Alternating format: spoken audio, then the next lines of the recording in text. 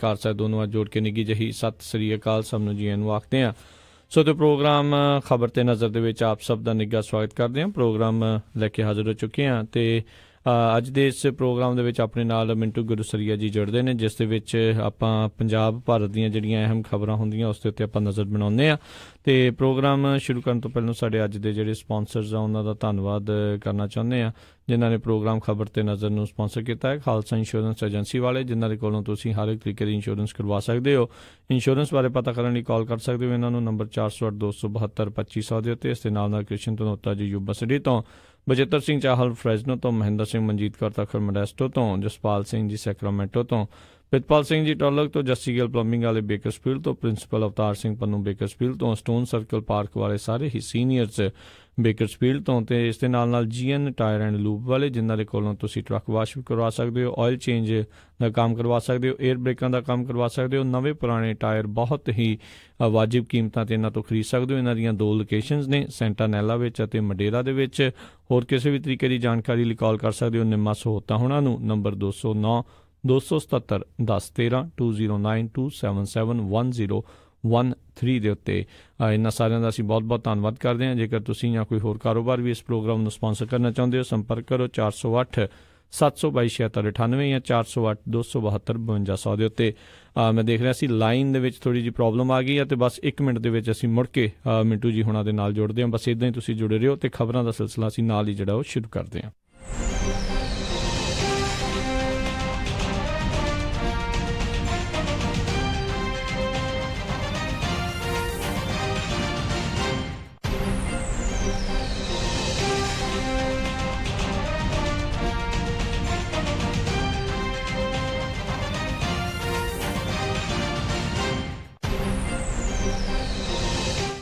ਜੀ ਮਿੰਟੂ ਜੀ ਆਪਣੇ ਨਾਲ ਹੁਣ ਜੁੜ ਚੁੱਕੇ ਨੇ। ਮਿੰਟੂ ਜੀ ਨਿੱਘੀ ਜੀ ਆਇਆਂ ਨੂੰ ਪਿਆਰ ਭਰੀ ਸਤਿ ਸ਼੍ਰੀ ਅਕਾਲ ਜੀ।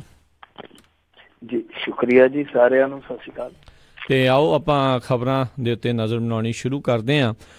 ਕਹਿੰਦੇ ਪਦਮਾਵਤੀ ਦਾ ਜਿਹੜਾ ਕਲੇਸ਼ ਜਾਰੀ, ਸੁਪਰੀਮ ਕੋਰਟ ਨੇ ਮੱਧ ਪ੍ਰਦੇਸ਼ ਤੇ ਰਾਜਸਥਾਨ ਦੀ ਇੱਕ ਵੀ ਨਾ ਸੁਣੀ।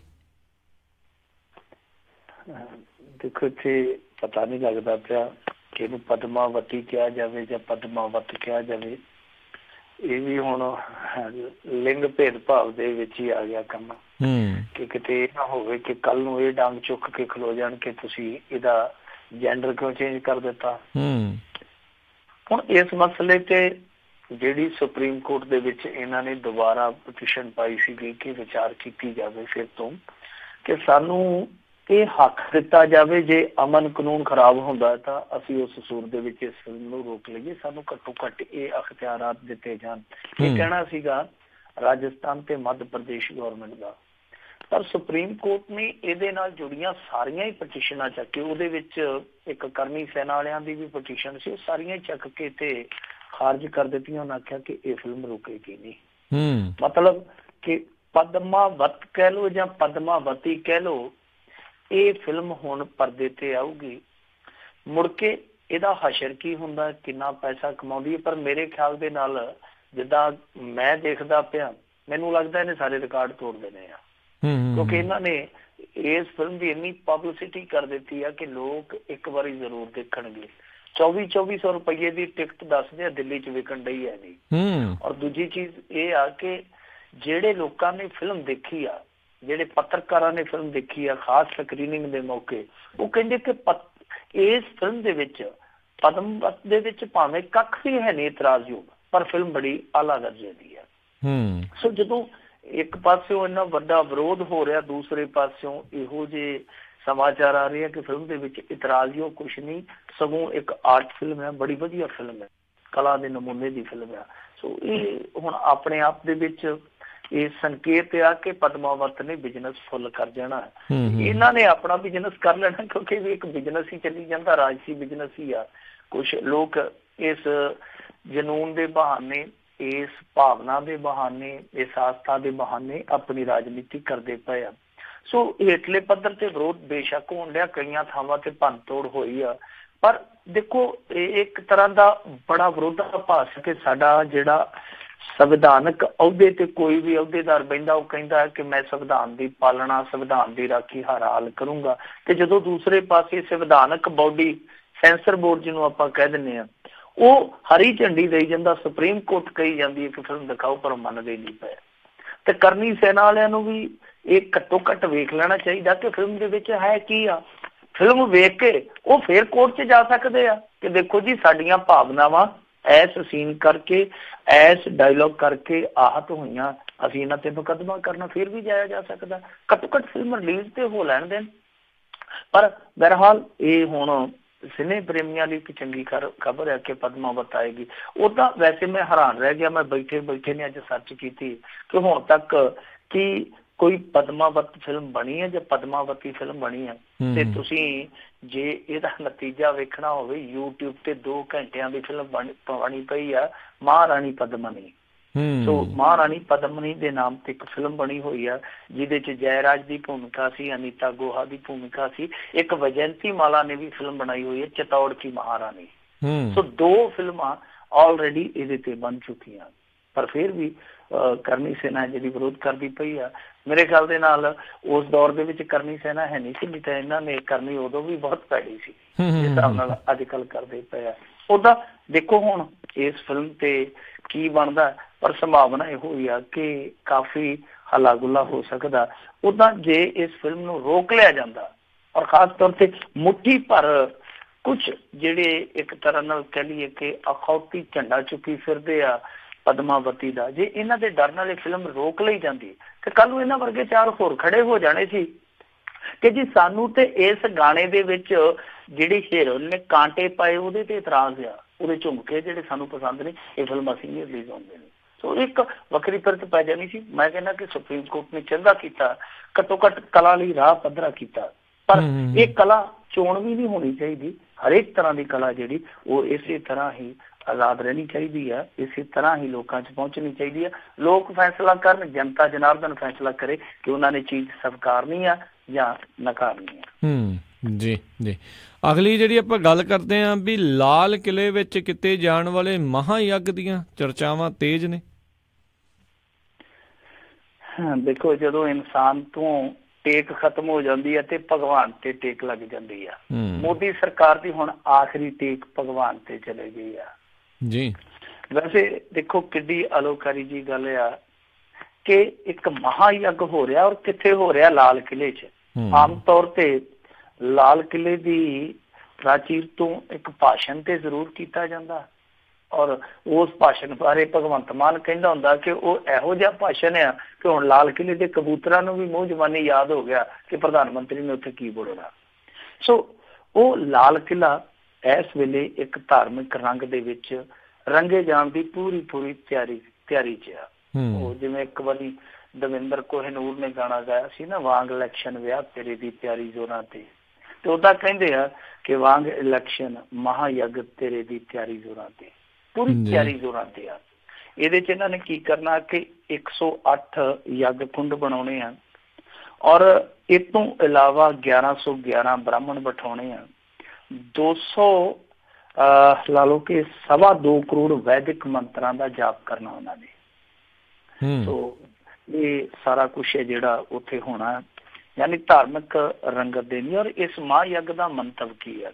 ਉਹ ਕਹਿੰਦੇ ਆ ਕਿ ਪੜਯੰਤਰਕਾਰੀ, ਹਿੰਦੀ 'ਚ ਉਹਨੂੰ ਪੜਯੰਤਰਕਾਰੀ ਕਹਿ ਜਾਂਦੇ ਆ, ਪੰਜਾਬੀ 'ਚ ਆਪਾਂ ਉਹਨੂੰ ਸਾਜ਼ਿਸ਼ ਘਾੜੇ ਕਹਾਂਗੇ।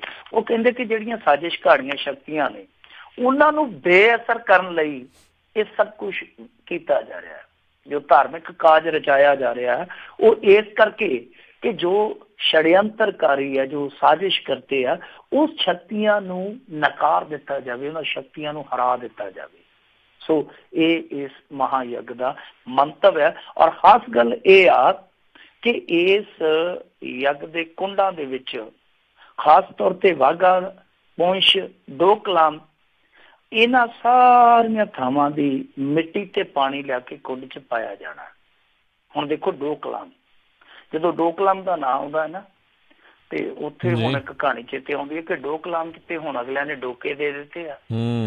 6 ਦਿਨ ਪਹਿਲਾਂ ਦੀ ਇੱਕ ਰਿਪੋਰਟ ਆਈ ਪਈ ਆ, ਜਿਹਨੂੰ ਨਾ ਤੇ ਸਾਡਾ ਇੱਥੋਂ ਦਾ ਰਾਸ਼ਟਰਵਾਦੀ ਮੀਡੀਆ ਚੁੱਕਦਾ ਪਿਆ, ਨਾ ਸਾਡਾ ਇੱਥੋਂ ਦਾ ਡਿਫੈਂਸ ਮੰਤਰਾਲਾ ਛੋਹਦਾ ਪਿਆ, ਨਾ ਕੋਈ ਨਕਾਰਦਾ ਪਿਆ, ਕਿਉਂਕਿ ਉਹ ਰਿਪੋਰਟ ਜਿਹੜੀ ਆ ਉਹ ਮਿਲਟਰੀ ਦੇ ਸਾਬਕਾ ਇੰਟੈਲੀਜੈਂਸ ਅਫਸਰ ਵਿਨਾਇਕ ਭੱਟ ਦੀ ਆ।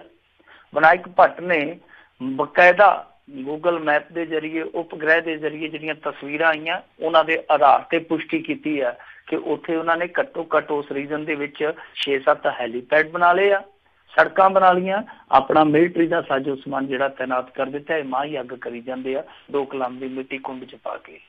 ਇਹਨਾਂ ਦਾ ਅੱਗੇ ਇੱਕ ਇਹੋ ਜਿਹਾ ਸਿਆਣਾ ਬੋਲਿਆ ਸੀ, ਉਹ ਕਹਿੰਦਾ ਸੀਗਾ ਕਿ ਸਾਨੂੰ ਲੇਹ ਲਦਾਖ ਵਾਲੇ ਪਾਸੇ ਲਿਜਾ ਕੇ ਉੱਥੇ ਮੰਤਰਾਂ ਦਾ ਜਾਪ ਕਰਨਾ ਚਾਹੀਦਾ ਤਾਂ ਕਿ ਬੁਰੀਆਂ ਸ਼ਕਤੀਆਂ ਜਿਹੜੀਆਂ ਉਹਨਾਂ ਨੂੰ ਹਰਾ ਸਕੀਏ।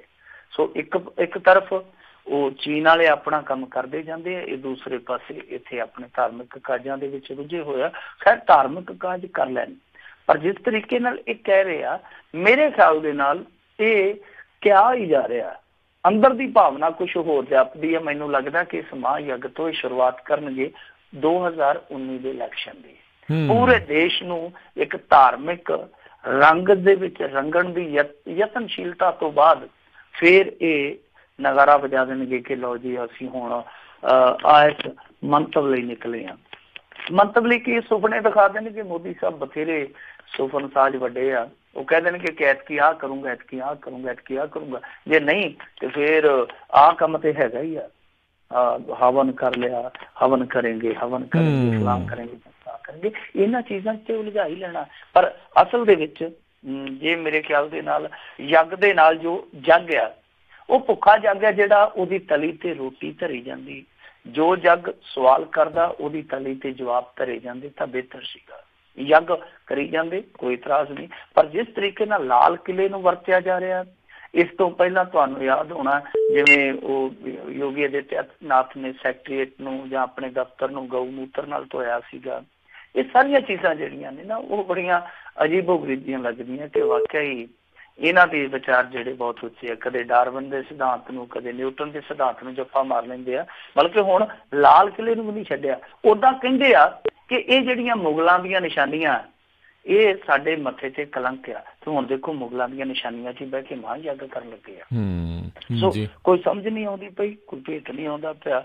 ਉਹ ਕਹਿੰਦੇ ਹੁੰਦੇ ਸੀਗੇ ਨਾ ਕਿ 5 ਪਹਿਰ ਕਾਮ ਕੀਆ 3 ਪਹਿਰ ਸੋਏ, ਏਕੋ ਘੜੀ ਨਾ ਹਰੀ ਵਜੇ ਤੋਂ ਮੁਕਤੀ ਕਹਾਂ ਸੇ ਹੋਏ। ਹੁਣ ਉਲਟ ਆ, ਹੁਣ ਇਹ ਦੇਖੋ ਹਰੀ ਦਾ ਨਾਮ ਤੇ ਤੁਸੀਂ ਲੈਣਾ ਹੀ ਲੈਣਾ। ਹਰੀ ਦਾ ਨਾਮ ਇਕੱਲਿਆਂ ਲਿਆ ਨਹੀਂ ਸਰਨਾ, ਤੁਹਾਨੂੰ ਕੰਮ ਵੀ ਕਰਨਾ ਪੈਣਾ। ਕੰਮ ਹਾਲ ਦੀ ਘੜੀ ਤੁਸੀਂ ਕੁਛ ਕੀਤਾ ਨਹੀਂ ਹੈ, ਜੇ ਕੰਮ ਕਰੋਗੇ ਤਾਂ ਹਰੀ ਦਾ ਨਾਮ ਤੁਹਾਨੂੰ ਤਾਂ ਹੀ ਫਲ ਦੇਊਗਾ। ਨਹੀਂ ਤਾਂ ਹਰੀ ਦਾ ਨਾਮ ਆਤਮਿਕ ਸ਼ਾਂਤੀ ਤਾਂ ਬੇਸ਼ੱਕ ਦੇ ਦੇਵੇ, ਪਰ ਵੋਟਾਂ ਵਾਲੇ ਪੱਖੋਂ ਸ਼ਾਂਤੀ ਤੁਹਾਡੀ ਭੰਗ ਕਰ ਦੇਵੇ। ਜੀ ਜੀ, ਅਗਲੀ ਮਿੰਟੋ ਜੀ ਗੱਲ ਕਰੀਏ। ਕਾਂਗਰਸ ਨੇ ਕੀਤੇ ਮੇਅਰ ਨਿਯੁਕਤ ਤੇ ਸਿੱਧੂ ਕਹਿੰਦੇ ਅਜੇ ਵੀ ਟੇਢੇ ਦਾ ਟੇਢਾ। शाह को रूठने का लगता है, खुद ही भूल जाते हैं रूठे थे किस बात पर। ਨਵਜੋਤ ਸਿੱਧੂ ਦੀ ਆਦਤ ਆ। ਸੋ ਨਵਜੋਤ ਸਿੱਧੂ ਕਿਤੇ ਵੀ ਨਹੀਂ ਟਿਕਦਾ। ਇਹ ਤੇ ਇੱਕ ਵਾਰੀ ਵੈਸਟ ਇੰਡੀਜ਼ ਚੋਂ ਰੁੱਸ ਕੇ ਆ ਗਿਆ ਸੀ, ਤੁਹਾਨੂੰ ਯਾਦ ਹੋਣਾ ਸ਼ਾਇਦ, ਉੱਥੋਂ ਭੱਜ ਆਇਆ ਸੀਗਾ। ਇਹ ਤੇ ਬੜਾ ਰੋਸੇ ਵਾਲਾ ਮੁੰਡਾ, ਵੈਸੇ ਹੁਣ ਤੇ ਮੁੰਡਾ ਨਹੀਂ ਰਿਹਾ, ਪਰ ਹਾਲੇ ਵੀ ਉਹ ਕਹਿੰਦਾ ਕਿ ਮੈਂ ਤਾਂ ਮੁੰਡਾ ਖੁੰਡਾ ਹੀ ਹਾਂ। ਤੇ ਇਹਦਾ ਰੋਸੇ ਵਾਲਾ ਸੁਭਾਅ ਕਦੇ ਕਦੇ ਇਹਨੂੰ ਨੁਕਸਾਨ ਵੀ ਪਹੁੰਚਾ ਦਿੰਦਾ। ਹੁਣ ਇਹ ਰੁੱਸਿਆ ਇਸ ਗੱਲ ਤੋਂ ਆ ਕਿਉਂਕਿ ਇਹਦੀ ਅਣਦੇਖੀ ਹੋਈ ਆ ਤੇ ਹੋਈ ਵੀ ਆ, ਇਹਦੇ 'ਚ ਕੋਈ ਸ਼ੱਕ ਨਹੀਂ, ਕੋਈ ਦੋ ਰਾਏ ਨਹੀਂ। ਪਰ ਜਿਹੜੀਆਂ ਗੱਲਾਂ ਇਹਨਾਂ ਦੇ ਵਿੱਚੋਂ ਨਿਕਲਦੀਆਂ ਪਈਆਂ ਨੇ ਉਹ ਗੱਲਾਂ ਗਾਂਹ ਤੱਕ ਜਾਣ ਵਾਲੀਆਂ ਨੇ, ਉਹ ਗੱਲਾਂ ਇੱਥੇ ਤੱਕ ਟਿਕਣ ਵਾਲੀਆਂ ਨਹੀਂ। ਕਿਉਂਕਿ ਦੇਖੋ ਜਿਹੜਾ ਬਾਜਵਾ ਹੈ ਉਹ ਤੇ ਆਪਣੇ ਪੱਧਰ ਤੇ 2 ਕੁ ਬਿਆਨ ਛੱਡ ਦਿੰਦਾ ਤੇ ਆਪਣਾ ਪੁਰਾਣਾ ਗੁੱਸਾ ਜਿਹਾ ਕੱਢ ਲੈਂਦਾ। ਜਿਵੇਂ ਕੈਪਟਨ ਅਮਰਿੰਦਰ ਸਿੰਘ ਨੇ ਉਹਨੂੰ ਨਹੀਂ ਸੀ ਚੱਲਣ ਦਿੱਤਾ ਪ੍ਰਧਾਨਗੀ ਦੇ, ਜਦੋਂ ਉਹਦੇ ਤੇ ਬੈਠਾ ਸੀਗਾ, ਤਾਂ ਉਹ ਗੁੱਸਾ ਜਿਹਾ ਆਪਣਾ ਕੱਢ ਲੈਂਦਾ, ਖੇਜੀ ਕੱਢ ਲੈਂਦਾ। ਪਰ ਜਿਹੜਾ ਨਵਜੋਤ ਸਿੱਧੂ ਆ, ਨਵਜੋਤ ਸਿੱਧੂ ਦੇ ਮਾਮਲੇ 'ਚ ਗੱਲਾਂ ਅੰਦਰੋਂ ਹੋਰ ਨਿਕਲਦੀਆਂ ਪਈਆਂ ਨੇ। ਗੱਲਾਂ ਕੀ ਨਿਕਲਦੀਆਂ ਪਈਆਂ? ਇੱਕ ਤੇ ਇਹ ਕਹਿੰਦੇ ਕਿ ਕੈਪਟਨ ਅਮਰਿੰਦਰ ਸਿੰਘ ਦੇ ਨਾਲ ਦਿਲ ਨਹੀਂ ਸੀ ਮਿਲੇ, ਹੱਥ ਮਿਲੇ ਸੀ। ਦੂਜੀ ਚੀਜ਼ ਇਹ ਆ ਕਿ ਇਹਦੇ ਤੇ ਨਿਗਾਹ ਰੱਖੀ ਜਾ ਰਹੀ ਸੀ। ਖਾਸ ਮੌਕਿਆਂ ਤੇ ਇਹਨੇ ਸੰਕੇਤ ਇਹੋ ਜਿਹੇ ਦਿੱਤੇ ਆ ਕਿ ਭਾਜਪਾ ਬੰਨੀ ਇਹਦਾ ਹਾਲੇ ਵੀ ਸੌਫਟ ਕਾਰਨਰ ਆ, ਇਹ ਸੌਫਟ ਕਾਰਨਰ ਰੱਖਦਾ। ਇੱਥੋਂ ਤੱਕ ਕਿ ਜੇਤਲੀ ਸਾਹਿਬ ਦੇ ਪੈਰਾਂ ਨੂੰ ਵੀ ਪੈ ਗਿਆ ਥੋੜੇ ਦਿਨ ਪਹਿਲਾਂ, ਤੇ ਫਿਰ ਜਨਤਕ ਤੌਰ ਤੇ ਆਖ ਦਿੱਤਾ ਕਿ ਗੁਰੂ ਤਾਂ ਮੇਰੇ ਗੁਰੂ ਨੇ, ਮੈਂ ਉਹਨਾਂ ਦਾ ਬੜਾ ਸਤਿਕਾਰ ਕਰਦਾ, ਰਿਗਾਰਡ ਕਰਦਾ। ਹੁਣ ਜੇਤਲੀ ਤੇ ਕੈਪਟਨ ਅਮਰਿੰਦਰ ਸਿੰਘ ਉਹ ਵੀ ਉੱਤੋਂ ਤੋਂ ਹੱਥ ਤੇ ਮਿਲਾ ਲੈਂਦੇ ਆ, ਪਰ ਅੰਦਰੋਂ ਇੱਕ ਦੂਜੇ ਨੂੰ ਵੇਖ ਕੇ ਉਹ ਵੀ ਸੜ ਭੁੱਜ ਜਾਂਦੇ ਆ। ਤਾਂ ਇਹ ਚੀਜ਼ਾਂ ਜਿਹੜੀਆਂ ਸੀ ਦੱਸਦੇ ਆ ਕਿ ਅੰਦਰ ਖਾਤੇ ਨਵਜੋਤ ਸਿੱਧੂ ਦੀਆਂ ਇਹਨਾਂ ਹਰਕਤਾਂ ਤੇ ਬਹੁਤ ਬਹੁਤ ਗਹੀਨਤਾ ਦੇ ਨਾਲ ਨਿਗਾਹ ਰੱਖੀ ਜਾ ਰਹੀ ਸੀਗੀ। ਤਾਂ ਇੱਥੋਂ ਥੋੜਾ ਜਿਹਾ ਇਹਨੂੰ ਟਾਲਣਾ ਸ਼ੁਰੂ ਕਰ ਦਿੱਤਾ ਗਿਆ। ਔਰ ਖਾਸ ਤੌਰ ਤੇ ਜਦੋਂ ਅੰਮ੍ਰਿਤਸਰ ਦੇ ਵਿੱਚ ਮੇਅਰ ਨਿਯੁਕਤ ਕਰਨਾ ਸੀਗਾ ਤਾਂ ਇਹਦੇ ਤੋਂ ਇਹ ਗੱਲ ਪਾਸੇ ਰੱਖੀ ਗਈ ਕਿ ਮੇਅਰਾਂ ਦੀ ਨਿਯੁਕਤੀ ਨਵਜੋਤ ਸਿੱਧੂ ਦੀ ਰਜ਼ਾਮੰਦਗੀ ਦੇ ਨਾਲ ਨਾ ਹੋਵੇ। ਤਾਂ ਇਹਦਾ ਮਤਲਬ ਆ ਕਿ ਬੇਭਰੋਸਗੀ ਇਹਨਾਂ ਦੇ ਵਿੱਚ ਪੈਦਾ ਹੋ ਚੁੱਕੀ ਹੈ। ਤਾਂ ਜਦੋਂ ਨਵਜੋਤ ਸਿੱਧੂ ਨੂੰ ਪਾਸੇ ਕੀਤਾ ਗਿਆ ਫਿਰ ਨਤੀਜਾ ਤੁਹਾਡੇ ਸਾਹਮਣੇ ਆ। ਉਹਨੂੰ ਪੁੱਛਿਆ ਗਿਆ ਕਿ ਭਾਈ ਤੂੰ ਜਾਏਗਾ ਸਮਾਗਮ 'ਚ? ਉਹ ਕਹਿੰਦਾ ਜੀ ਬਿਨਾਂ ਬੁਲਾਏ ਬਸ ਮੈਂ ਦਰਬਾਰ ਸਾਹਿਬ ਜਾਣਾ ਜਾਂ ਦੁਰਗਿਆਣਾ ਮੰਦਿਰ ਜਾਣਾ ਜਾਂ ਮੈਂ ਹੋਰ ਧਾਰਮਿਕ ਸਥਾਨਾਂ ਤੇ ਜਾਣਾ, ਹੋਰ ਨਹੀਂ ਕਿਤੇ ਜਾਂਦਾ। ਤੇ ਉਹ ਅੱਜ ਗਿਆ ਵੀ ਨਹੀਂ। ਉਹਨੂੰ ਲੈਣ ਗਿਆ ਤ੍ਰਿਪਤ ਰਜਿੰਦਰ ਸਿੰਘ ਬਾਜਵਾ, ਉਹ ਪਤਾ ਨਹੀਂ ਪਿਛਲੀ ਖਿੜਕੀ ਥਾਣੀ ਕਿੱਧਰ ਦੀ ਨਿਕਲ ਗਿਆ। ਉਹ ਕਹਿੰਦੇ ਜੀ ਉਹ ਘਰੇ ਹੀ ਹੈ ਨਹੀਂਗਾ। ਤੇ ਤ੍ਰਿਪਤ ਰਜਿੰਦਰ ਸਿੰਘ ਬਾਜਵਾ ਕਹਿੰਦਾ ਉਹ ਜੀ ਸਿੱਧੂ ਸਾਹਿਬ ਤਿਆਰ ਹੁੰਦੇ ਪਏ ਸਨ। ਉਹ ਮੈਂ ਕਿਹਾ ਲੇਟ ਹੋਣਗੇ ਕੰਮ ਉਧਰੋਂ ਲੰਘੀ ਜਾਂਦਾ। ਤੇ ਨਵਜੋਤ ਸਿੱਧੂ ਆਇਆ ਨਹੀਂ। ਦੇਰ ਸ਼ਾਮ ਇਹ ਪਤਾ ਲੱਗਾ ਕਿ ਮੇਰਾ ਦਾ ਸਮਾਗਮ ਉਧਰੋਂ ਹੋ ਰਿਹਾ ਸੀ ਤੇ ਦੂਜੇ ਪਾਸਿਓਂ ਨਵਜੋਤ ਸਿੱਧੂ ਹੰਝੂਆਂ ਦੇ ਨਾਲ ਸਿੱਲੀ ਜੀ ਇੱਕ ਚਿੱਠੀ ਰਾਹੁਲ ਗਾਂਧੀ ਨੂੰ ਵੀ ਲਿਖ ਬੈਠਾ।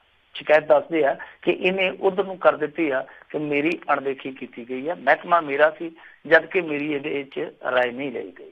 ਜਦਕਿ ਇਹ ਮਾਮਲਾ ਵੀ ਰਾਹੁਲ ਗਾਂਧੀ ਦੇ ਦਰਬਾਰ 'ਚ ਪਹੁੰਚਦਾ ਲੱਗਦਾ। ਹਾਲਾਂਕਿ ਇੱਕ ਟੈਲੀਵਿਜ਼ਨ ਚੈਨਲ ਨੇ ਵਾਰ-ਵਾਰ ਇਹ ਖਬਰ ਫਲੈਸ਼ ਕੀਤੀ ਹੈ ਕਿ ਖਬਰ ਪੱਕੀ ਹੈ, ਪਰ ਹਾਲਾਂਕਿ ਅਧਿਕਾਰਤ ਤੌਰ ਤੇ ਵੀ ਸਿੱਧੂ ਨੇ ਪੁਸ਼ਟੀ ਨਹੀਂ ਕੀਤੀ ਕਿ ਮੈਂ ਸ਼ਿਕਾਇਤ ਕੀਤੀ ਹੈ। ਪਰ ਅੰਦਰੂਨੀ ਸੂਤਰੇ ਦੱਸਦੇ ਆ ਕਿ ਨਵਜੋਤ ਸਿੱਧੂ ਨੇ ਅੱਜ ਸਵੇਰ ਤੋਂ ਹੀ ਦਿੱਲੀ ਦਰਬਾਰ ਦੇ ਨਾਲ ਰਾਬਤਾ ਬਣਾਇਆ ਹੋਇਆ ਸੀਗਾ। ਤਾਂ ਇਹਦਾ ਮਤਲਬ ਇਹ ਆ ਕਿ ਗੜਬੜ ਚੌਖੀ ਹੋ ਗਈ ਆ। ਇਹਨਾਂ ਨੇ ਵੈਸੇ ਜਿਹੜੇ ਮੇਅਰ ਨਿਯੁਕਤ ਕੀਤੇ ਉਹਦੇ 'ਚ ਅੰਮ੍ਰਿਤਸਰ ਦੇ ਜਿਹੜੇ ਮੇਅਰ ਆ ਉਹ ਕਰਮਜੀਤ ਰਿੰਟੂ ਬਣੇ ਆ ਤੇ ਜਿਹੜੇ ਪਟਿਆਲਾ ਮਿਊਨਿਸਪਲ ਕਾਰਪੋਰੇਸ਼ਨ ਦੇ ਪੂਰੇ ਕਮਾਂਡਰ ਬਣ ਗਏ ਜਿੱਦਾਂ ਕਹਿ ਲਈਏ, ਉਹ ਨੇ ਸੰਜੀਵ ਕੁਮਾਰ ਬਿੱਟੂ, ਯਾਨੀ ਇੱਕ ਬਿੱਟੂ ਤੇ ਇੱਕ ਰਿੰਟੂ। ਹੁਣ ਰਿੰਟੂ ਤੇ ਰਿੰਕੂ ਤੇ ਪੂਰੀ ਜੋੜੀ ਜੱਜ ਜਾਣੀ ਸੀ, ਖੈਰ ਬਿੱਟੂ ਤੇ ਰਿੰਟੂ ਵੀ ਚਲੇ ਜਾਣਗੇ। ਪਰ ਦੂਜੇ ਪਾਸੇ ਜਦੋਂ ਸਿੱਧੂ ਬਾਰੇ ਇਸ ਤਰ੍ਹਾਂ ਦੀਆਂ ਖਬਰਾਂ ਚੱਲੀਆਂ ਤੇ ਸੁਖਪਾਲ ਸਿੰਘ ਖਹਿਰੇ ਨੇ ਨਾਲ ਦੀ ਨਾਲ ਕਿਹਾ ਜੀ ਉਹ ਤਾਂ ਬੰਦਾ ਬੜਾ ਗੜਸ ਵਾਲਾ ਹੈ ਤੇ ਜੁਰਤ ਵਾਲਾ ਬੰਦਾ, ਤੇ ਮੈਂ ਤੇ ਅਪੀਲ ਕਰੂੰਗਾ ਕਿ ਜੇ ਨਹੀਂ ਸਰਦਾ ਤੇ ਸਾਡੇ ਵੱਲ ਆ ਜਾਵੇ। ਤਾਂ ਖਹਿਰੇ ਨੇ ਗਏ ਤੇ ਫਾਟਕ ਖੋਲ ਦਿੱਤਾ ਆਪਦਾ। ਪਰ ਦੂਜੇ ਪਾਸੇ ਦੇਰ ਸ਼ਾਮ ਤੱਕ ਇਹ ਸਥਿਤੀ ਜਿਹੜੀ ਆ ਉਹ ਹੋਰ ਵੀ ਉਲਝਣ ਵਾਲੀ ਬਣ ਗਈ ਕਿਉਂਕਿ 17 ਕੌਂਸਲਰ ਅੰਮ੍ਰਿਤਸਰ ਦੇ ਸੀ ਜਿਹੜੇ ਉਹਨਾਂ ਨੇ ਇਹਨਾਂ ਸਮਾਗਮਾਂ ਦਾ ਬਾਈਕਾਟ ਕਰਕੇ ਨਵਜੋਤ ਸਿੱਧੂ ਦੇ ਹੱਕ 'ਚ ਪ੍ਰੈਸ ਕਾਨਫਰੰਸ ਕਰ ਦਿੱਤੀ। ਉਹ ਕਹਿੰਦੇ ਜੀ ਜਦੋਂ ਸਾਡਾ ਲਾੜਾ ਹੀ ਨਹੀਂ ਆਇਆ ਤੇ ਅਸੀਂ ਬਰਾਤੇ ਕੀ ਖੇਡਣਾ। ਇਹਦਾ ਮਤਲਬ ਆ ਕਿ ਉਹ 17 ਕੌਂਸਲਰ ਇਕੱਠੇ ਜਿਹੜੇ ਇੱਕੋ ਵਰਗ ਦੇ ਵਿੱਚ ਆ, ਇੱਕੋ ਸਮੂਹ ਦੇ ਵਿੱਚ ਆ, ਉਹ ਨਵਜੋਤ ਸਿੱਧੂ ਦੀ ਪਿੱਠ ਤੇ ਖੜੇ ਆ। ਹੁਣ ਜਿਹੜੇ 17 ਉਹ ਆ ਤੇ 17 ਦਾ 18ਵਾਂ ਇਹ ਤੇ ਇਹ ਤੇ ਇਕੱਲਾ ਹੀ ਨਹੀਂ ਮਾਨ। 18 ਜਿਹੜੇ ਹੈਗੇ ਆ ਮੇਰੇ ਖਿਆਲ ਦੇ ਨਾਲ ਜੇ ਇਹਨਾਂ ਨੂੰ ਰਜ਼ਾਮੰਦ ਨਾ ਕੀਤਾ ਗਿਆ ਤੇ ਅੰਮ੍ਰਿਤਸਰ ਦੇ ਵਿੱਚ ਪਵਾੜੇ ਬਹੁਤ ਪਾਉਣਗੇ ਔਰ ਪਵਾੜੇ ਪੈਣਗੇ ਵੀ ਕਿਉਂਕਿ ਬਾਦਲ ਸਰਕਾਰ ਵੇਲੇ ਵੀ ਤੇ ਇਹੋ ਕੁਝ ਹੋਇਆ ਸੀਗਾ ਨਾ। ਜਾਂ ਤੇ ਨਵਜੋਤ ਸਿੱਧੂ ਨੂੰ ਮਨਾ ਲਿਆ ਜਾਵੇ ਤੇ ਜਾਂ ਉਹਨੂੰ ਫਿਰ ਅਗਾਂਹ ਨੂੰ ਤੋੜ ਦਿੱਤਾ ਜਾਵੇ। ਜੇ ਏਦਾਂ ਵਿੱਚ ਵਿਚਾਲੇ ਰੱਖਿਆ ਤੇ ਨਵਜੋਤ ਸਿੱਧੂ ਬਹੁਤ ਖਤਰਨਾਕ ਸਾਬਤ ਹੋਏਗਾ। ਜੀ ਜੀ। ਅਗਲੀ ਜਿਹੜੀ ਆਪਾਂ ਮਿੰਟੂ ਜੀ ਗੱਲ ਕਰਦੇ, ਸਿੰਘ ਸਾਹਿਬਾਨ ਵੱਲੋਂ ਚੱਡਾ ਨੂੰ ਮੁੱਢਲੀ ਮੈਂਬਰਸ਼ਿਪ ਤੇ ਪ੍ਰਧਾਨਗੀ ਤੋਂ ਖਾਰਜ ਕਰਨ ਦੀ ਹਦਾਇਤ। ਦੇਖੋ ਅੱਜ ਜਥੇਦਾਰ ਸਾਹਿਬ ਨੇ ਜਿਹੜਾ ਇਹ ਫੈਸਲਾ ਕੀਤਾ ਉਹਦੇ 'ਚ ਚਰਨਜੀਤ ਚੱਡਾ ਪੇਸ਼ ਹੋਇਆ ਅਕਾਲ ਤਖ਼ਤ ਤੇ। ਚਰਨਜੀਤ ਚੱਡਾ ਬਾਰੇ ਜੋ ਫੈਸਲਾ ਲਿਆ ਗਿਆ ਅਕਾਲ ਤਖ਼ਤ ਦੇ ਜਥੇਦਾਰ ਵੱਲੋਂ ਜਾਂ ਸਿੰਘ ਸਾਹਿਬਾਨ ਵੱਲੋਂ ਉਹ ਇਹ ਆ, ਉਹ ਕਹਿੰਦੇ ਜੀ ਕਿ ਆਲ ਇੰਡੀਆ ਸਿੱਖ ਸਟੂਡੈਂਟ ਫੈਡਰੇਸ਼ਨ ਵੱਲੋਂ ਤੇ ਹੋਰ ਵੀ ਧਾਰਮਿਕ ਜਥੇਬੰਦੀਆਂ ਵੱਲੋਂ ਪੁੱਜੀਆਂ ਸ਼ਿਕਾਇਤਾਂ ਦੇ ਆਧਾਰ ਤੇ ਵਿਚਾਰ ਕੀਤੀ ਗਈ। ਇਹ ਮੈਂ ਤੁਹਾਨੂੰ ਕੋਟ ਕਰ ਰਿਹਾ ਜੋ ਉਹਨਾਂ ਦਾ ਪ੍ਰੈਸ ਨੋਟ ਹੈ ਅਕਾਲ ਤਖ਼ਤ ਵਾਲਿਆਂ ਦਾ। ਉਹ ਕਹਿੰਦੇ ਆ ਜੀ ਕਿ ਚਰਨਜੀਤ ਸਿੰਘ ਨੇ ਪੇਸ਼ ਹੋ ਕੇ ਉਹਨਾਂ ਸ਼ਿਕਾਇਤਾਂ ਦੇ ਆਧਾਰ ਤੇ ਆਪਣਾ ਪੱਖ ਰੱਖਿਆ। ਸਾਰੀਆਂ ਗੱਲਾਂ ਨੂੰ ਧਿਆਨ ਵਿੱਚ ਰੱਖਦਿਆਂ ਹੋਇਆ ਸਿੰਘ ਸਾਹਿਬਾਨ ਵੱਲੋਂ ਫੈਸਲਾ ਕੀਤਾ ਗਿਆ ਕਿ ਚਰਨਜੀਤ ਸਿੰਘ ਦਾ ਅਸਤੀਫਾ ਆਨਰੇਰੀ ਸਕੱਤਰ ਚੀਫ ਖਾਲਸਾ ਦੀਵਾਨ ਨੂੰ ਭੇਜਿਆ ਜਾਂਦਾ ਹੈ। ਉਹ ਇਸ ਨੂੰ ਪ੍ਰਵਾਨ ਕਰਕੇ ਚਰਨਜੀਤ ਸਿੰਘ ਦੀ ਮੁੱਢਲੀ ਮੈਂਬਰਸ਼ਿਪ ਨੂੰ ਖਾਰਜ ਕਰਕੇ ਸ਼੍ਰੀ ਅਕਾਲ ਤਖ਼ਤ ਸਾਹਿਬ ਜੀ ਨੂੰ ਇਸ ਦੀ ਇਤਲਾਹ ਕਰਨਗੇ। ਚਰਨਜੀਤ ਸਿੰਘ ਉੱਪਰ ਲਗਾਈ ਗਈ ਰੋਕ ਜਾਰੀ ਰਹੇਗੀ ਅਤੇ 2 ਸਾਲ ਤੱਕ ਇਸ ਦੇ ਚਾਲ ਚੱਲਣ ਨੂੰ ਧਿਆਨ ਵਿੱਚ ਰੱਖਿਆ ਜਾਵੇਗਾ। ਉਤਨਾ ਚਿਰ ਇਸ ਦੇ ਧਾਰਮਿਕ, ਸਮਾਜਿਕ, ਰਾਜਨੀਤਿਕ ਅਤੇ ਵਿਦਿਅਕ ਸਮਾਗਮਾਂ ਵਿੱਚ ਬੋਲਣ ਤੇ ਪਾਬੰਦੀ ਲਾਈ ਜਾਂਦੀ ਹੈ। ਉਸ ਤੋਂ ਬਾਅਦ ਇਹ ਆਪਣਾ ਬੇਨਤੀ ਪੱਤਰ ਸਕੱਤਰੇਤ ਸ੍ਰੀ ਅਕਾਲ ਤਖ਼ਤ ਸਾਹਿਬ ਵਿਖੇ ਭੇਜੇਗਾ ਤੇ ਉਸ ਤੋਂ ਬਾਅਦ ਵਿਚਾਰ ਹੋਵੇਗੀ। ਇਹ ਇੱਕ ਮਸਲਾ। ਹੁਣ ਤੁਸੀਂ ਇੱਕ ਤੀਜਾ ਮਸਲਾ ਵੀ ਦੇਖੋ। ਦੂਸਰਾ ਵਿੱਚ 3 ਫੈਸਲੇ ਹੋਏ ਆ, ਦੂਜਾ ਫੈਸਲਾ ਛੱਡ ਦਿਓ ਤੇ ਚਲੋ ਨਿਪਟ ਗਿਆ, ਚੰਗਾ ਹੋਇਆ। ਜੋ ਉਹ ਹੈਗਾ ਸੀਗਾ ਨਾ ਫਤਿਹਗੜ੍ਹ ਸਾਹਿਬ ਦਾ ਅਖੰਡ ਪਾਠ ਨੂੰ ਲੈ ਕੇ ਉਲਝਿਆ ਹੋਇਆ ਮਾਮਲਾ ਜੀ, ਉਹਦੇ 'ਚ ਇਹਨਾਂ ਨੇ ਸਾਫ਼ ਕਰ ਦਿੱਤਾ ਕਿ ਉਹਨਾਂ ਨੇ ਭੁੱਲ ਬਖਸ਼ਾਲੀ ਆ ਭੋਗ ਪਵਾ ਦੇ ਅਖੰਡ ਪਾਠ ਰਖਾ ਕੇ। ਪਰ ਮੈਂ ਸਮਝਦਾ ਕਿ ਜਿਹੜੇ ਲੋਕ ਇਹੋ ਜਿਹੀ ਕੁਤਾਹੀ ਕਰਦੇ ਪਏ ਸੀ ਉੱਥੇ, ਜਿਨ੍ਹਾਂ ਨੇ ਸਾਹਿਬਜ਼ਾਦਿਆਂ ਦੇ ਜੋੜ ਮੇਲੇ ਤੇ ਅਖੰਡ ਪਾਠ ਪ੍ਰਕਾਸ਼ ਕਰਾਉਣਾ ਵੀ ਮੁਨਾਸਬ ਨਹੀਂ ਸਮਝਿਆ, ਭੁੱਲ ਹੀ ਗਿਆ। ਉਹਨਾਂ ਨੂੰ ਇਹ ਕਹਿ ਦੇਣਾ ਜੀ ਉਹਨਾਂ ਨੇ ਭੁੱਲ ਬਖਸ਼ਾ ਲਈ, ਮੇਰੇ ਖਿਆਲ ਦੇ ਨਾਲ ਇਹ ਵੀ ਆਪਣੇ ਆਪ ਦੇ ਵਿੱਚ ਇੱਕ ਚਰਚਾ ਦਾ ਵਿਸ਼ਾ ਹੋ ਸਕਦਾ। ਪਰ ਤੀਸਰਾ ਦੇਖੋ, ਜਿਹੜਾ ਮਾਸਟਰ ਜੌਹਰ ਸਿੰਘ ਸੀਗਾ, ਉਹਦੇ ਮਾਮਲੇ 'ਚ ਇਹਨਾਂ ਨੇ ਇਹ ਕਿਹਾ ਕਿ ਉਹਨੂੰ ਧਾਰਮਿਕ ਮਰਿਆਦਾ ਅਨੁਸਾਰ ਇਹ ਸਜ਼ਾ ਲਾਈ ਜਾਂਦੀ ਹੈ। ਉਹ ਇੱਕ ਸਹਿਜ ਪਾਠ ਆਪ ਕਰੇ ਜਾਂ ਸੁਣੇ, ਇੱਕ ਹਫ਼ਤਾ ਰੋਜ਼ਾਨਾ 1-1 ਘੰਟਾ ਸ੍ਰੀ ਹਰਿਮੰਦਰ ਸਾਹਿਬ, ਸ੍ਰੀ ਦਰਬਾਰ ਸਾਹਿਬ ਵਿਖੇ ਜੋੜੇ ਝਾੜੇ, ਬਰਤਨ ਮਾਂਜੇ ਅਤੇ 1 ਘੰਟਾ ਕੀਰਤਨ ਸੁਣੇ। ਹੁਣ ਤੁਸੀਂ ਜਿਹੜਾ ਪਹਿਲਾ ਫੈਸਲਾ ਸੁਣਿਆ ਤੇ ਜਿਹੜਾ ਤੀਸਰਾ ਫੈਸਲਾ ਸੁਣਿਆ, ਇਹਨਾਂ ਦੋਵਾਂ ਦੇ ਵਿੱਚ ਆਪੇ ਹੀ ਅੰਤਰ ਕਰ ਲਓ, ਆਪੇ ਹੀ ਫਰਕ ਕਰ ਲਓ। ਕਿ ਉੱਥੇ ਕਿਹਾ ਜਾ ਰਿਹਾ ਕਿ ਜੀ ਧਾਰਮਿਕ ਸਟੇਜਾਂ ਤੇ ਨਹੀਂ ਬੋਲ ਸਕਦਾ ਦੋਸਤ, ਔਰ ਦੂਸਰਾ ਇਹ ਅਸਤੀਫਾ ਦੇਵੇਗਾ। ਉਹ ਤਾਂ ਪਹਿਲਾਂ ਦੇ ਚੁੱਕਾ। ਧਾਰਮਿਕ ਸਟੇਜਾਂ ਤੇ ਨਹੀਂ ਬੋਲਣ ਦਿੱਤਾ ਜਾਊ, ਸਮਾਜਿਕ ਸਟੇਜਾਂ ਤੇ ਨਹੀਂ ਬੋਲਣ ਦਿੱਤਾ ਜਾਊ, ਨਾ ਬੋਲੋ, ਪ੍ਰੈਸ ਕਾਨਫਰੰਸ ਕਰਕੇ ਬੋਲੀ ਜਾਊ। ਲੱਗਦਾ ਇਹ ਆ ਕਿ ਕਿਤੇ ਨਾ ਕਿਤੇ ਇੱਕ ਵਾਰੀ ਫੇਰ ਇਹਨਾਂ ਫੈਸਲਿਆਂ ਤੇ ਸਵਾਲ ਕੀਤਾ ਜਾਊਗਾ। ਸਵਾਲ ਇਸ ਕਰਕੇ ਹੋਊਗਾ ਕਿ ਸੁੱਚਾ ਸਿੰਘ ਲੰਗਾਹ ਵਾਰੀ ਤਾਂ ਬਿਲਕੁਲ ਇਹੋ ਜਿਹਾ ਮਸਲਾ ਸੀ। ਸੁੱਚਾ ਸਿੰਘ ਲੰਗਾਹ ਵਾਰੀ ਤੇ ਇੰਨੀ ਕਾਹਲੀ ਕੀਤੀ ਗਈ ਕਿ ਉਹਨੂੰ ਪੇਸ਼ ਹੋਣ ਦਾ ਵੀ ਮੌਕਾ ਨਹੀਂ ਚੱਜ ਨਾਲ ਦਿੱਤਾ ਗਿਆ, ਉਹਨੂੰ ਕੱਢ ਕੇ ਇਹਨਾਂ ਨੇ ਪੰਥ ਚੋਂ ਬਾਹਰ ਮਾਰਿਆ। ਤੇ ਦੂਜੇ ਪਾਸੇ ਇੱਕ ਵਿਅਕਤੀ ਨੂੰ ਉਹਨੂੰ ਇੰਨੀ ਵੀ ਧਾਰਮਿਕ ਸਜ਼ਾ ਨਹੀਂ ਲਾਈ ਜਾਂਦੀ ਜਿੰਨੀ ਮਾਸਟਰ ਜੌਹਰ ਸਿੰਘ ਨੂੰ ਲਾਈ ਜਾਂਦੀ। ਔਰ ਮਾਸਟਰ ਜੌਹਰ ਸਿੰਘ ਦਾ ਜਿਹੜਾ ਮਸਲਾ, ਮਾਸਟਰ ਜੌਹਰ ਸਿੰਘ ਦਾ ਮਸਲਾ ਇਹੋ ਹੀ ਆ ਕਿ ਉਹਦੀ ਨਿਗਰਾਨੀ 'ਚ ਕਮੇਟੀ ਦਾ ਇੱਕ ਬੰਦਾ ਜਿਹੜਾ ਉਹ ਉੱਥੇ ਔਰਤ ਨਾਲ ਫੜਿਆ ਗਿਆ ਸੀਗਾ ਜੀ। ਇੱਕ ਬੰਦੇ ਨੂੰ ਇਸ ਕਰਕੇ ਸਜ਼ਾ ਲਾਈ ਜਾ ਰਹੀ ਹੈ। ਔਰ ਦੂਸਰੇ ਪਾਸੇ ਜਿਹਦੀ ਅਸ਼ਲੀਲ ਵੀਡੀਓ ਸਾਰੇ ਸੰਸਾਰ ਨੇ ਵੇਖੀ ਹੈ, ਚਾਹੇ ਉਹ ਮੋਹ ਜਾਲ ਦੇ ਵਿੱਚ ਫਸ ਗਿਆ, ਚਾਹੇ ਉਹਦਾ ਕੋਈ ਆਪਣਾ ਰੂਹ ਦਾ ਜਾਲ ਸੀਗਾ ਜਿਹਨੇ ਉਹਨੂੰ ਉਲਝਾ ਲਿਆ, ਪਰ ਇਹਨਾਂ ਸਾਰੇ ਫੈਸਲਿਆਂ ਨੂੰ ਦੇਖ ਕੇ ਤੁਸੀਂ ਆਪ ਹੀ ਅੰਦਾਜ਼ਾ ਲਾ ਲਓ ਕਿ ਕਿਤੇ ਨਾ ਕਿਤੇ ਲੱਗਦਾ ਆ ਕਿ ਇਹ ਫੈਸਲਾ ਜਿਹੜਾ ਆਇਆ ਚੱਡੇ ਵਾਲਾ, ਇਹ ਕਿਤੇ ਗਿੱਟ ਮਿੱਟ ਕਰਕੇ ਆਇਆ। ਸੋ ਇਹ ਕਹਾਣੀ ਫਿੱਟ ਨਹੀਂ ਬੈਠਦੀ। ਇਹਦੇ ਤੇ ਕਈ ਸਵਾਲ ਖੜੇ ਕਰਦੇ, ਹਿਸਟੇਰੀਅਨ ਵੀ ਕਰਦੇ ਪਏ ਕਈ ਸਵਾਲ ਖੜੇ ਕਿ ਇਹ ਕਿਸ ਤਰ੍ਹਾਂ ਦਾ ਫੈਸਲਾ ਕਿ ਮਾਸਟਰ ਜੌਹਰ ਸਿੰਘ ਨੂੰ ਸਜ਼ਾ, ਔਰ ਜਿਹੜਾ ਬੰਦਾ ਇੰਨੀ ਜ਼ਿਆਦਾ ਸਿੱਖਾਂ ਨੂੰ ਨਮੋਸ਼ੀ ਦੇ ਕੇ ਗਿਆ ਉਹਨੂੰ ਸਿਰਫ ਤੇ ਸਿਰਫ ਇਹੋ ਕਿਹਾ ਗਿਆ ਕਿ ਜੀ ਸਟੇਜਾਂ ਤੋਂ ਨਹੀਂ ਬੋਲੇਗਾ। ਆਪਣੇ ਆਪ ਦੇ ਵਿੱਚ ਜਥੇਦਾਰ ਨੇ ਇੱਕ ਹੋਰ ਮੀਲ ਦਾ ਪੱਥਰ ਗੱਡ ਦਿੱਤਾ। ਸੋ ਕਹਿੰਦੇ ਹੁੰਦੇ ਨਾ ਕਿ ਕਿਰਦਾਰ ਤੋਂ ਅਕਸਰ ਨਕਾਬ में ही रहता है, लोग इंसान की पहचान उसकी अदाकारी से करते हैं। सो अदाकारी देखो कमाल है जी। ਜੀ ਅਗਲੀ ਆਪਾਂ ਮਿੰਟੂ ਜੀ ਗੱਲ ਕਰਦੇ ਹਾਂ।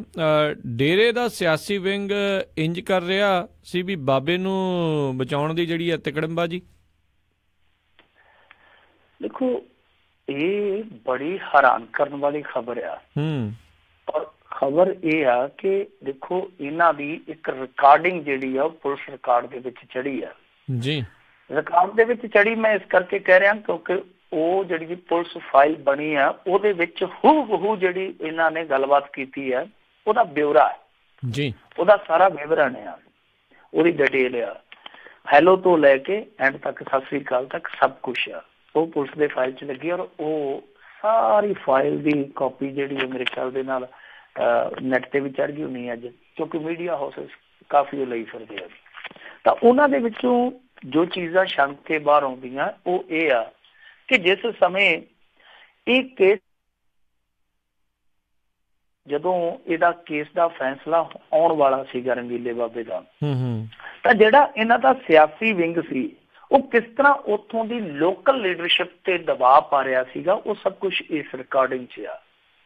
ਪਰ ਸਿਆਸੀ ਵਿੰਗ ਵਾਲੇ ਸ਼ਰੇਆਮ ਕਹਿ ਰਹੇ ਆ ਕਿ ਦੇਖੋ ਅਸੀਂ ਐਲਾਨੀਆ ਤੁਹਾਨੂੰ ਸਮਰਥਨ ਦਿੱਤਾ ਭਾਜਪਾ ਵਾਲਿਓ 2014 ਇਲੈਕਸ਼ਨ ਦੇ ਵਿੱਚ ਹਰਿਆਣਾ ਅੰਦਰ, ਤੇ ਹੁਣ ਤੁਹਾਨੂੰ ਮੁੱਲ ਤਾਰਨਾ ਚਾਹੀਦਾ। ਸਾਡੀ ਜਿਹੜੀ ਲੱਗੀ ਆ ਉਹਦੀ ਲੱਗੀ ਦੀ ਲੱਜ ਪਾਲਣੀ ਚਾਹੀਦੀ ਆ ਤੁਹਾਨੂੰ। ਤੇ ਇਹ ਚੀਜ਼ ਜਿਹੜੀ ਆ ਉਹ ਔਨ ਰਿਕਾਰਡ ਆਈ ਪਈ ਆ ਕਿ ਸਿਆਸੀ ਵਿੰਗ ਦੇ ਜਿਹੜੇ ਬੰਦੇ ਸੀਗੇ ਉਹ ਲਗਾਤਾਰ ਉਹਨਾਂ ਦੇ ਸੰਪਰਕ ਸੀਗੇ ਜਿਹੜੇ ਗਾਂ ਉਤਲੀਆਂ ਸਫਾ 'ਚ ਵਿਚਰਦੇ ਸੀ ਸਿਆਸੀ ਲੋਕ। ਸੋ ਇਹ ਕਾਫੀ ਸੰਗੀਨ ਮਾਜਰਾ ਹੈ, ਗੰਭੀਰ ਮਾਜਰਾ ਹੈ। ਗੰਭੀਰ ਮਾਜਰਾ ਪਹਿਲੇ ਗੱਲ ਤੋਂ ਇਹ ਆ ਕਿ ਦੇਖੋ ਇੱਕ ਧਾਰਮਿਕ ਡੇਰਾ ਲੋਕਾਂ ਦੀਆਂ ਭਾਵਨਾਵਾਂ ਨੂੰ ਕਿੱਦਾਂ ਕੈਸ਼ ਕਰਦਾ ਸੀਗਾ ਵੋਟਾਂ 'ਚ ਜੀ। ਉਹਨਾਂ ਦੀਆਂ ਵੋਟਾਂ ਇੱਕ ਪਾਰਟੀ ਨੂੰ ਪਵਾਉਂਦਾ ਸੀ ਔਰ ਪਾਰਟੀ ਨੂੰ ਪਵਾ ਕੇ ਮਤਲਬ ਕਿਸ ਤਰ੍ਹਾਂ ਦੇ ਕੱਢੀ ਜਾਂਦਾ ਸੀਗਾ ਕਿ ਇਹ ਗੱਲ ਇਹਨਾਂ ਨੇ ਆਪਣੀ ਸਾਧ ਸੰਗਤ ਸਾਰੀ ਨੂੰ ਦੱਸੀ ਹੋਣੀ ਹੈ ਕਿ ਜਿਨ੍ਹਾਂ ਨੂੰ ਆਪਾਂ ਵੋਟਾਂ ਪਾਈਆਂ ਹੁਣ ਉਹਨਾਂ ਤੋਂ ਆਹ ਆਪਾਂ ਕੰਮ ਲੈਣਾ। ਔਰ ਦੂਜਾ ਇਹ ਗੰਭੀਰ ਇਸ ਕਰਕੇ ਪਹਿਲੂ ਆ ਕਿ ਇਹ ਸਿੱਧੇ ਤੌਰ ਤੇ ਅਦਾਲਤੀ ਕਾਰਵਾਈ ਨੂੰ ਪ੍ਰਭਾਵਿਤ ਕਰਨ ਦਾ ਯਤਨ ਸੀ। ਇਹਦਾ ਮਤਲਬ ਇਹ ਆ ਕਿ ਜਿੰਨੇ ਹੋਰ ਵੀ ਮਾਮਲੇ ਚੱਲਦੇ ਆ ਜਾਂ ਪਹਿਲਾਂ ਅਤੀਤ ਦੇ ਵਿੱਚ ਚੱਲਦੇ ਰਹੇ ਜਾਂ ਰਫਾ ਦਫਾ ਹੋ ਗਏ ਆ, ਜਾਂ ਜਿਨ੍ਹਾਂ ਮਾਮਲਿਆਂ 'ਚ ਇਸ ਰੰਗੀਲੇ ਬਾਬੇ ਤੇ ਦੋਸ਼ ਲੱਗੇ ਆ, ਚਾਹੇ ਉਹ ਬੰਦੇ ਮਾਰ ਕੇ ਉੱਥੇ ਖਪਾ ਦੇਣ ਦੇ ਦੋਸ਼ ਲੱਗੇ ਹੋਣ, ਚਾਹੇ ਬੁੜੀਆਂ ਗਾਇਬ ਕਰਨ ਦੇ ਦੋਸ਼ ਲੱਗੇ ਹੋਣ, ਚਾਹੇ ਬੱਚੇ ਗਾਇਬ ਕਰਨ ਦੇ ਦੋਸ਼ ਲੱਗੇ ਹੋਣ, ਚਾਹੇ ਅੰਗ ਕੱਢ ਕੇ ਵੇਚਣ ਦੇ ਦੋਸ਼ ਲੱਗੇ ਹੋਣ, ਜਿੰਨੇ ਮਰਜ਼ੀ ਦੋਸ਼ ਲੱਗੇ ਹੋਣ, ਤਾਂ ਉਹ ਜਿਹੜੇ ਦੋਸ਼ ਬਸ ਉੱਥੇ ਹੀ ਮੁਰਦਾ ਬਣ ਗਏ, ਅੱਗੇ ਵਧੇ ਹੀ ਨਹੀਂ। ਤਾਂ ਉਹਨਾਂ ਮਾਮਲਿਆਂ 'ਚ ਵੀ ਹੋ ਸਕਦਾ ਫਿਰ ਕਿਤੇ ਨਾ ਕਿਤੇ ਇਹਨਾਂ ਨੇ ਇਹ ਸਾਰਾ ਆਪਣਾ ਸਿਆਸੀ ਤਾਣਾ ਬਾਣਾ ਜਿਹੜਾ ਵਰਤਿਆ ਹੋਵੇ। ਸੋ ਗੰਭੀਰ ਹੈ ਮਸਲਾ, ਔਰ ਇਹਦੀ ਤਫਤੀਸ਼ ਹੋਣੀ ਚਾਹੀਦੀ ਆ ਅੱਡ ਤੋਂ ਕਿ ਸਿਆਸੀ ਵਿੰਗ ਕਿਹੜੇ ਕਿਹੜੇ ਮਾਮਲਿਆਂ 'ਚ ਦਬਾਅ ਬਣਾ ਰਿਹਾ ਸੀਗਾ, ਕਿਹੜੇ ਕਿਹੜੇ ਮਾਮਲਿਆਂ 'ਚ ਕਿਹੜੇ ਕਿਹੜੇ ਬੰਦਿਆਂ ਕੋਲ ਪਹੁੰਚ ਕਰਦਾ ਪਿਆ ਸੀਗਾ। ਸੋ ਉਹ ਬੰਦੇ ਜਿਹੜੇ ਨੇਤਾ ਇਹਨਾਂ ਦੇ ਟੱਚ 'ਚ ਸਨ ਔਰ ਜਿਹੜੇ ਭਰੋਸਾ ਦੇ ਰਹੇ ਸੀਗੇ ਜੀ ਅਸੀਂ ਕਰਾਂਗੇ, ਹਰ ਹਾਲ 'ਚ ਤੁਹਾਡੀ ਇਮਦਾਦ ਕਰਾਂਗੇ, ਬੇਸ਼ੱਕ ਉਹ ਨਹੀਂ ਹੋ ਪਾਈ, ਹੋ ਸਕਦਾ ਉਹਨਾਂ ਕੋਸ਼ਿਸ਼ ਵੀ ਕੀਤੀ ਹੋਵੇ, ਤੇ ਜੇ ਉਹਨਾਂ ਲੋਕਾਂ ਨੇ ਕੋਸ਼ਿਸ਼ ਕੀਤੀ ਆ CBI ਕੋਰਟ ਤੱਕ ਅਪਰੋਚ ਕਰਨ ਦੀ, ਉਹ ਵੀ ਲੋਕਾਂ ਦੇ ਵਿੱਚ ਆਉਣੀ ਚਾਹੀਦੀ ਹੈ ਗੱਲ। ਸੋ ਮੇਰੇ ਕਹਿਣ ਦਾ ਮਤਲਬ ਹੈ ਕਿ ਪੁਲਿਸ ਫਾਈਲ 'ਚ ਜਦੋਂ ਰਿਕਾਰਡ ਲੱਗ ਚੁੱਕਾ ਤਾਂ ਫਿਰ ਜੁਡੀਸ਼ਰੀ ਤੇ ਆਪਣਾ ਕੰਮ ਕਰੂਗੀ, ਪਰ ਅੱਡ ਤੋਂ SIT ਕਿਉਂਕਿ ਤਹਿਕੀਕਾਤ ਕਰੀ ਜਾਂਦੀ, ਹਾਲੇ ਕਈ ਮਾਮਲਿਆਂ ਦੀ ਤਹਿਕੀਕਾਤ ਬਾਕੀ ਹੈ, ਤਾਂ ਉਹਨੂੰ ਇਸ ਪੱਖ ਤੋਂ ਵੀ ਤਹਿਕੀਕਾਤ ਕਰਨੀ ਚਾਹੀਦੀ ਆ ਕਿ ਕਿਹੜੇ ਕਿਹੜੇ ਨੇਤਾ ਇਹਨਾਂ ਦੇ ਸਿਆਸੀ ਵਿੰਗ ਨਾਲ ਇਨ ਟੱਚ ਸਨ ਔਰ ਉਹ ਕਿਹੜੇ ਕਿਹੜੇ ਲੋਕ ਸੀਗੇ ਜਿਨ੍ਹਾਂ ਨੇ ਅੱਗੇ ਜਾ ਕੇ ਜੁਡੀਸ਼ਰੀ ਦੇ ਵਿੱਚ ਕੋਈ ਦਖਲ ਦਿੱਤਾ ਜਾਂ ਨਹੀਂ ਦਿੱਤਾ। ਸੋ ਇਹ ਸਾਫ਼ ਹੋਣਾ ਚਾਹੀਦਾ। ਉਹਦਾ ਦੇਖ ਲਓ ਕਿ ਇਸ ਡੇਰੇ ਦੇ ਕਿੱਸੇ ਕਿਹੜੇ ਅਜੀਬੋ ਗਰੀਬ ਨਿਕਲਦੇ ਪਏ ਆ, ਔਰ ਇਹਨਾਂ ਕਿੱਸਿਆਂ ਦੇ ਵਿੱਚੋਂ ਇੱਕੋ ਇੱਕ ਸਿੱਟਾ ਨਿਕਲਦਾ ਪਿਆ ਕਿ ਕਿਸ ਤਰ੍ਹਾਂ ਇੱਕ ਸਿਆਸੀ ਗੱਠਜੋੜ ਡੇਰਿਆਂ ਦੇ ਨਾਲ ਬਣਿਆ ਹੋਇਆ ਔਰ ਉਸ ਗੱਠਜੋੜ ਦੇ ਵਿੱਚ ਇਨਸਾਨੀ ਆਸਥਾ, ਇਨਸਾਨੀ ਭਾਵਨਾਵਾਂ ਦਾ ਕਿਸ ਤਰ੍ਹਾਂ ਸੌਦਾ ਹੁੰਦਾ। ਮੇਰੇ ਖਿਆਲ ਦੇ ਨਾਲ ਸੱਚਾ ਸੌਦਾ ਉਹਦੀ ਸਭ ਤੋਂ ਵੱਡੀ ਨਜ਼ੀਰ ਆ। ਜੀ ਜੀ। ਅਗਲੀ ਮਿੰਟੋ ਜੀ ਗੱਲ ਕਰਦੇ ਹਾਂ ਸ਼ਿਵ ਸੈਨਾ ਨੇਤਾ ਕਤਲ ਕਾਂਡ ਦੇ ਗਵਾਹ ਵੱਲੋਂ ਖੁਦਕੁਸ਼ੀ, ਪਰਿਵਾਰ ਨੇ NIA ਤੇ ਦੋਸ਼ ਘੜੇ।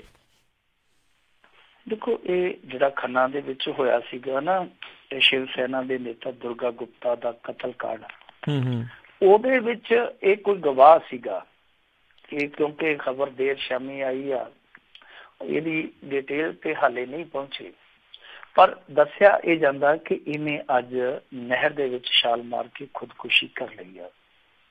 ਹਾਲੇ ਬਹੁਤੀਆਂ ਡਿਟੇਲਾਂ ਜਿਹੜੀਆਂ ਉਹ ਨਹੀਂ ਪਹੁੰਚੀਆਂ ਇਸ ਰਿਪੋਰਟ ਦੇ ਮੁਤਲਕ, ਪਰ ਦੱਸਿਆ ਇਹ ਜਾਂਦਾ ਕਿ ਇਹ ਬੰਦਾ ਥੋੜਾ ਜਿਹਾ ਮੈਂਟਲੀ ਅਪਸੈਟ ਸੀ। ਮੈਂਟਲੀ ਅਪਸੈਟ ਇਸ ਗੱਲ ਤੋਂ ਸੀ ਕਿਉਂਕਿ ਇਹ ਇਸ ਕੇਸ ਦੇ ਵਿੱਚ ਗਵਾਹ ਦੇ ਤੌਰ ਤੇ ਨਾਮਜ਼ਦ ਕੀਤਾ ਗਿਆ ਸੀਗਾ।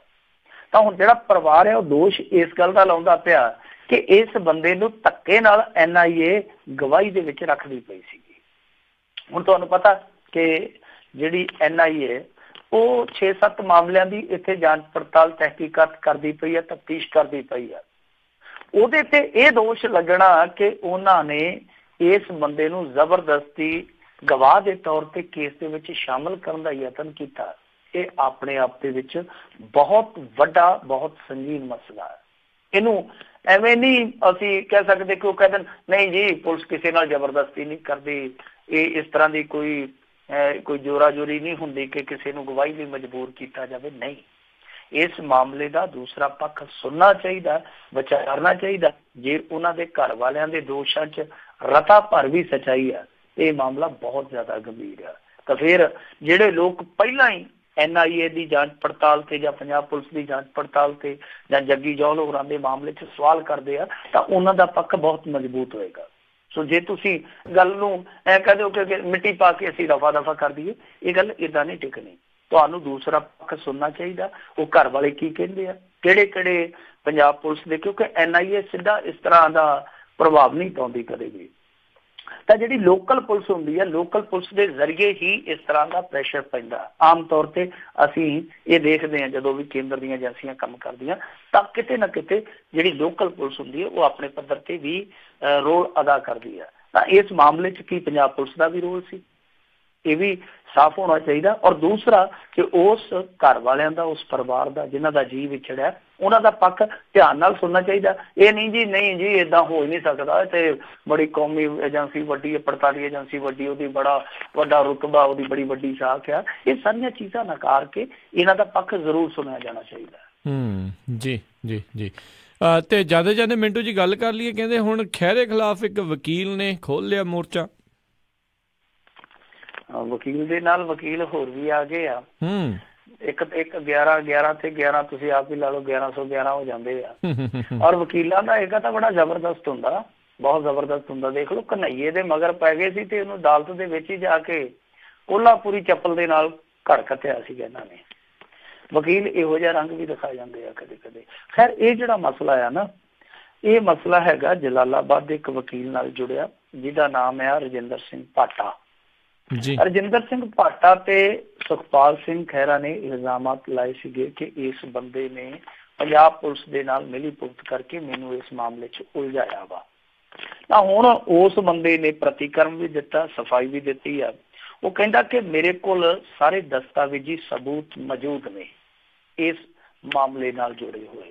ਔਰ ਦੂਜਾ ਨੇ ਕਿਹਾ ਕਿ ਮੈਂ ਇੱਕ ਤਾਂ ਇਹਦੇ ਤੇ ਡੈਫਾਮੇਸ਼ਨ ਦਾ ਕੇਸ ਪਾਊਂਗਾ, ਔਰ ਦੂਜਾ ਉਹਨਾਂ ਨੇ ਕਿਹਾ ਕਿ ਅਸੀਂ ਇਹਦੇ ਖਿਲਾਫ ਸੰਘਰਸ਼ ਕਰਾਂਗੇ ਕਿਉਂਕਿ ਇਹਨੇ ਬਹੁਤ ਹੱਦ ਤੱਕ ਸਾਡੀ ਮਾਣਹਾਨੀ ਕੀਤੀ ਆ। ਸੋ ਸਾਰੇ ਜਿਹੜੇ ਵਕੀਲ ਆ ਉੱਥੋਂ ਦੇ ਜਲਾਲਾਬਾਦ ਦੇ ਬਾਰ ਐਸੋਸੀਏਸ਼ਨ ਦੇ ਜਿੰਨੇ ਵੀ ਵਕੀਲ ਆ ਉਹ ਸਾਰੇ ਹੀ ਉਸ ਵਕੀਲ ਦੇ ਨਾਲ ਖੜ ਗਏ ਆ ਤੇ ਹੁਣ ਇਹਨਾਂ ਨੇ ਮੋਰਚਾ ਖੋਲ ਦਿੱਤਾ ਸੁਖਪਾਲ ਸਿੰਘ ਖਹਿਰਾ ਦੇ ਖਿਲਾਫ।